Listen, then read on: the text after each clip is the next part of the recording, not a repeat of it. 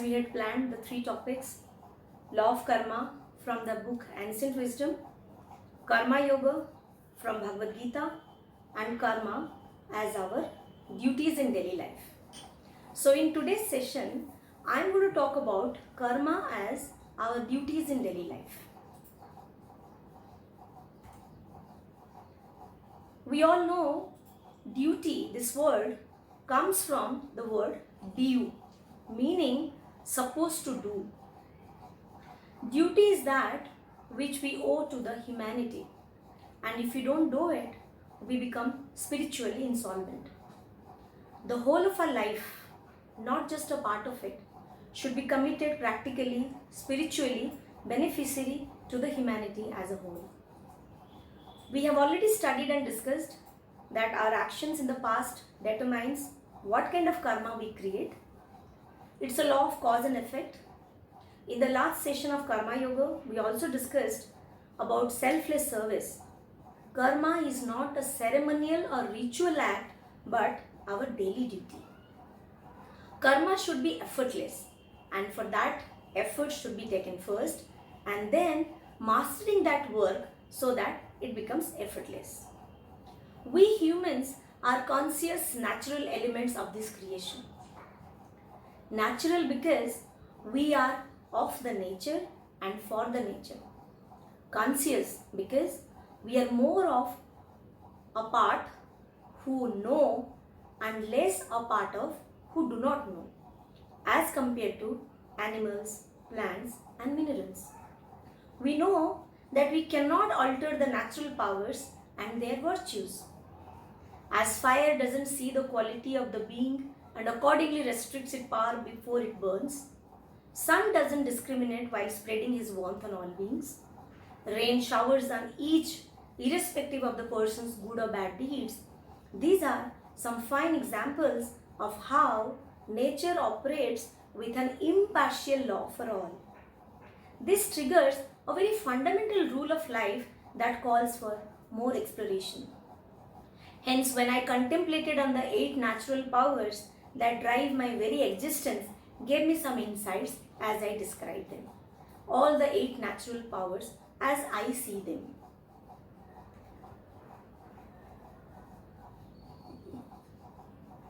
Prithvi, I am of the earth. Let me be patient and welcoming. Agni, I am of fire. Let my evil be burnt and divinity be shining. Jal, I am of water. Let my life flow and not be stagnant. Vayu, I am of air. Let me reach out to each corner of this creation to spread love. Akash, I am of sky. Let me embrace each and shower upon them the sprinkle of kindness. Man, I am of mind. Let me tune myself to all good and positive. Buddhi, I am of wisdom. Let me consciously observe the miracles of life. Ahamkar, I am of ego. Let me remember that I am a spark of the Supreme Soul. This is how I look forward to, I basically get when I contemplate on the 8 natural powers. And these powers imbibed in every human being empower us with great qualities, and once realized, we'll always look forward for opportunities in every challenge. We'll be positive throughout, and we'll be ready to spread positive vibes wherever you go. With positivity comes selflessness, comes giving attitude, and finally comes the willingness to serve. When we are ready to serve, we are no more in problem zone of life. Where we are then? We shift from problem zone to a solution zone instantaneously. Such is the power of willingness to serve. For every little suffering we see around us, we visualize the bigger picture and extend it to what can be done to do away with the suffering. Thus, we get action oriented. Interestingly, many of us restrict ourselves to petty services and hence take short-term approaches. So along with willingness to serve, we also need to understand true ways and means of services. Helping and enabling are 2 different dimensions of services. Helping is short term and enabling is long term. And to enable someone means we need to make him understand the basics of life, like purpose of everything that happens around, laws that relate to cause and effect, the evolution of life. So we need to understand the law. So what is this law actually? Law of nature versus law of man. Law of nature is not a command like do this, do not do that. It's a statement. If such and such conditions are present, such and such results will happen. If the conditions change, the results will change with them. Law of man can be broken, but no law of nature can be broken.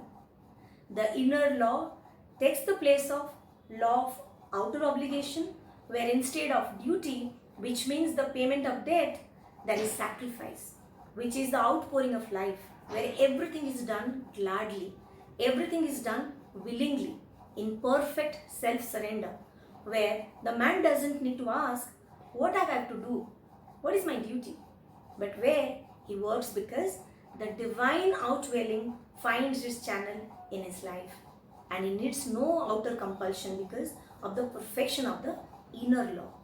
Then he grows by the law of sacrifice, which is the law that rules the universe as well as the hearts of men. With knowledge, we understand the law. That is why it's a journey from ignorance to knowledge. The laws, which so long as we're ignorant of them, may toss us from place to place, may break our plans, may frustrate our endeavors, may bring our hopes to ruin. Those same laws which treat us thus while we're ignorant become our servants, our helpers, our uplifters when knowledge has replaced ignorance. The normal brain of a man has to deal with the rough and tumble of life and the top of the world. It has to do with ordinary events of life. People unevolved and untrained, with no habit of introspection and self-analysis, and no knowledge of the working of the laws of consciousness, plunged in the ordinary conditions of life, should be less rational on the physical plane. Taking a string which, when loose, will not give out any musical note, make it tense and the note will give out a sound out from the tightened string. It's only when stretched that it will give the musical note. But also, it is then that it is exposed to the danger of snapping, so with the brain. We need to realize this. What is this law of duty? It's the realization of self. All is in the self. We always talk about it. All is in the self, the higher self. The one is recognized everywhere. The first great step towards the attainment of this is the realization, is the law of duty. It is progressive as evolution is progressive. Law of duty is the first truth which a man must obey if he wishes to rise to the spiritual life. We must begin by studying our own place on the great ladder of evolution, by studying the circumstances around us that show our karma, by studying our own powers and capacities and ascertaining our weaknesses. To all and each one that we meet, we owe a duty. No one who comes within the circle of our life, but we have a duty towards that person. The world is not ruled by chance. No fortuitous happening come into lives of men. Duties and obligations we owe to those around us, and everyone within our circle is one to whom we owe duty. So let us understand, how do we identify that self-identification with all? Whenever a person comes within our circle of life, let us look to it that he leaves that circle a better man, the better for his contact with us. When an ignorant person comes and we have knowledge, let him leave us a better informed man. When a sorrowful person comes to us, let him leave us a little less sorrowful for our having shared the sorrow with him. When a helpless person comes and we are strong, let him leave us strengthened by our strength and not humiliated by our pride. Everywhere, let us be tender and patient, gentle and helpful with all. Do not let us in our daily path be harsh so as to confuse, bewilder and perplex others. There is enough of sorrow in the world. Let the spiritual man be a source of comfort and of peace. Let him be as a light in the world, so that all may walk more safely when they come within the circle of his influence. let us judge our spirituality by our effect on the world. And let us be careful that the world may grow purer, better, happier because we are living in it. There is no other in this world. We all are one. Each is a separate form, but one spirit moves and lives in all. But yes, there is definitely an interdependence. So let us understand that.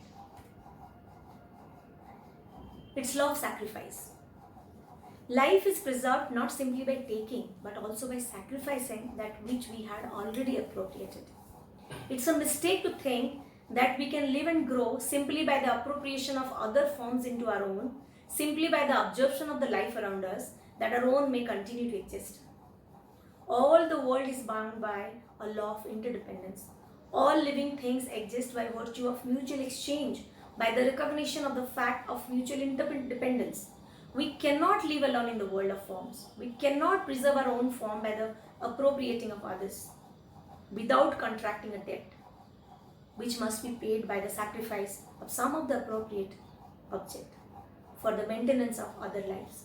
All lives are bound together by a golden chain, and that golden chain is the law of sacrifice and not the law of grasping. So how do we sacrifice? What is sacrificing? How do we sacrifice to all around? Our relationship with the world invisible, with the Deva world, can only be preserved by the sacrifice to the Devas, in which we recognize this interdependence. We give to them, they give to us, and thus nourishing one another, we reap the highest good. Then we learn to sacrifice to the rishis, the sacrifice to the wise, the sacrifice to the teachers.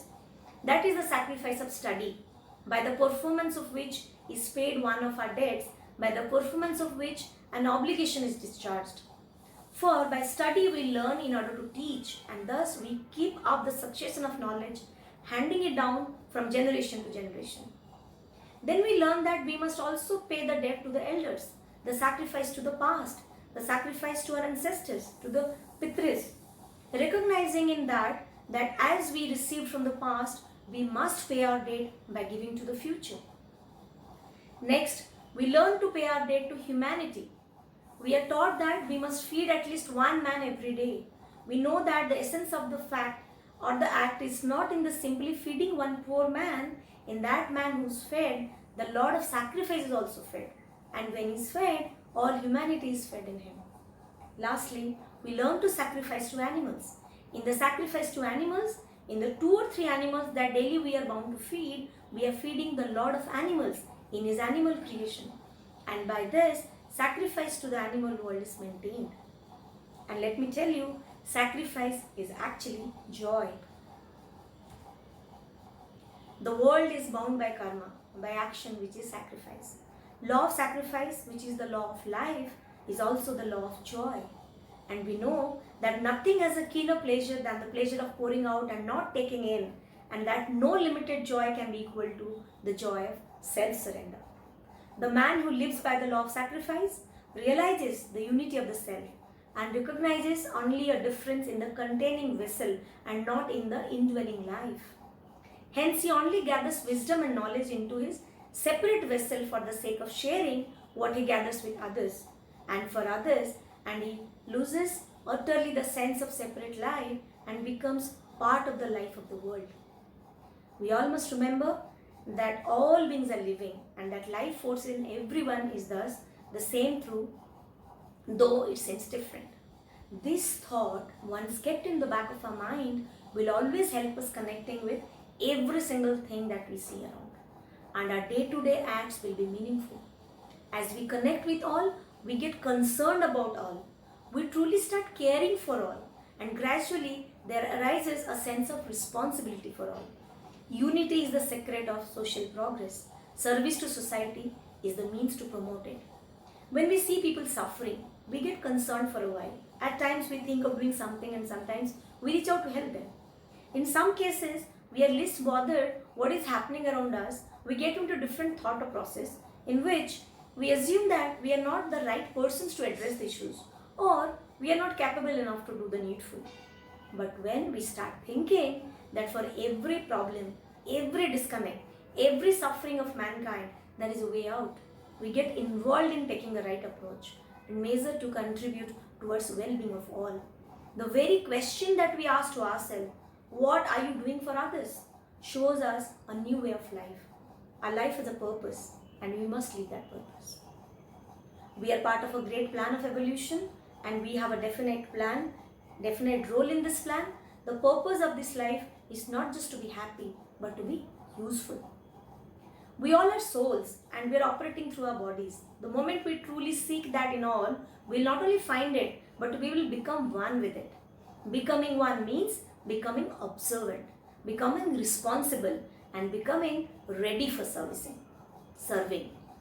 With this awareness, we serve selflessly and effectively as we get no more concerned about the results of our efforts, but we keep on causing good. We also do not evaluate how grand the service is as compared to certain individuals or groups doing work for the society. Rather, we focus on work at hand and create greatness at every single service we give. Services like educating a child, nursing an old person, a sick man, feeding the hungry, helping the sufferers of natural calamities. These are various means of serving. But what matters is the intent with which we serve. If our intent is by giving, we are at the higher end and the one who is receiving is at the lower end, then that is not true service. We all are equal and deserve equal treatment in the society we live in. Wherever there is suffering out of poverty, sickness, unavailability of resources, it needs an immediate remedy. And that is a responsibility and we cannot ignore that. Whether we are channelizing the services directly out of our capabilities or routed through certain other group of people or organizations, at the end what matters is the service given so that there is no disparity. A wholesome society should be our final goal. And if we are aiming at serving, we should work towards involving as many people as we can so that we address the issues effectively and create a world of serving. Let us keep spreading awareness to serve the ignorant and keep enabling all to stay connected to the unity of life to create a society where peace, joy and freedom will prevail forever. I thought just by saying or just by going to talk to people, spreading awareness, it will not suffice. We have to do some inner journey also. We have to do some bit of self-exploration also. How do we do that? What to do? I must know. If I'm talking about karma as a daily life duty, what should I do? What is the objective of it? How to do is the skill. Basically, we know it. What to do is the objective comes with knowledge. How to do is basically the skill. Talk about it. And when to do, it's a beautiful question. It's always the now. The very moment we think of it, we'll start doing it. There is nothing called small service or big service. There is nothing called, small work and big work. Feel like doing a duty, do it now. That's how I feel. So certain questions that I was pondering upon, I just drafted, I thought I should be sharing in this session. Do I feel blessed? How and why or why not? For every question, let us take a pause. Do I feel blessed? How and why or why not? What am I grateful for? Do I express my thankfulness? Am I a giver or a taker? Does everything happen for a reason? Is there something I'm running from? Is it time to face it?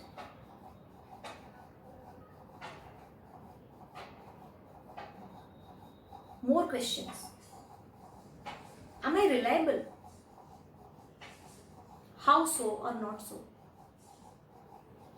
What do I really want to do? Am I doing that? How am I helping others? What am I creating and what am I being? Do I live in the present moment? Live in the past? Future? What is that? Many such questions will come to us if we start asking seriously, sincerely, effectively. Doing the duties randomly, whatever comes to mind, I'll do it. I don't know, it might help some people. But if there is no sincerity, there is no seriousness to what I'm actually doing, what should I be doing, why I'm doing, when I'm doing, where I'm doing, to whom I'm giving, am I giving or I'm just taking? All these questions will definitely bring some answers. Sometimes I think, meditating upon any one of the questions will lead to a very different stage at all, very different level at all. I don't know if any of you are doing it, but I'm sure anyone who's doing self-exploration by questioning, because this is what is practice all about. I know that there's a lot of theory. We know law of karma, we know karma yoga. Many people have written about it, many people have talked about it. We have attended so many seminars, so many talks, audios, videos, quotations, day in, day out, so many things happening around. How seriously and sincerely we are asking ourselves. For me, daily doing karma or daily doing duties come with a question. And I think a bit of inquisitiveness does help, because we do not do things randomly then. We know why we are doing, what we are doing. The very question here, what do I really want to do? Am I doing that? It is got something to tell us. I'll give you a very small example, very contemporary and very recently happened. I had been to drop my daughter to school, not school basically, to the bus stop where she picks up the bus. Before COVID, of course. I mean, these days the online classes are going on. I remember one day she said, "Mama, there is a thought coming to my mind." She also keeps on questioning and kind of getting thoughts and all. She said, "Mama, I'm getting a thought in my mind." I said, "What?" She said, "It's like I'm not able to phrase it exactly, but the essence was, I want to do, and I know I can do, but I do not do." I didn't say anything there because she went to school, I went to office. Then, in the daytime, when I got some time, I reflected. What a beautiful question, or a beautiful statement, a beautiful thought. I can do, I want to do, but I do not do. I don't know in what context she said this, but whatever, it's a statement by her. It's not mine, it's her statement. But that gave me a beautiful reflection. If a teenaged girl can think about it, I'm sure many of us are coming across a lot of statements, a lot of questions in our mind. I'm very thankful that she gave me the statement. I have been talking about it, I have been probably reflecting upon it many a times. In some of the training programs, in office as well, in very different forums I have talked about this statement. Maybe some of you would have heard me when I have used this earlier. But there is something which has an inner beauty. I can do, I want to do, but I do not do. So many things come up to our mind. There are some questions I drafted. I'm sure daily duty comes up with, again, the self-exploration. What to do, how to do, and the beauty lies in when to do. So we should do it now. The now is the thing. When we start doing it, then we realize. Thank you all. Namaste.